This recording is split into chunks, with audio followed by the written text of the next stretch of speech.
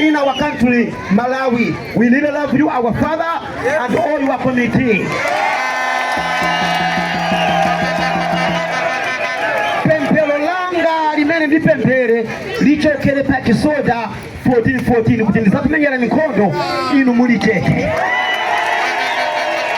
Tiyeni tiseke maso tipemphere.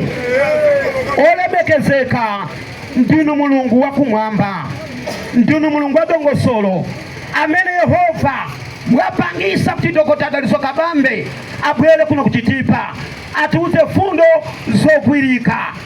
Baba, muyenera matamando ndi ulemerero, ngakhale tili ndi chisoni ndi imfa ya Saulo Chilima, koma tili ndi mtendere mwatibweretserazo Saulo Chilima wachiwiri amene asogolere Malawi.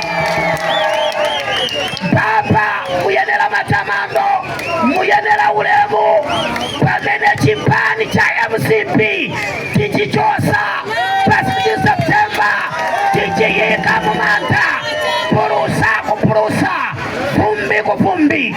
Muyenera matamando Baba, muyenera ulemerero. Darisani mafumu atu, darisani achivi atu, darisani asimayambano.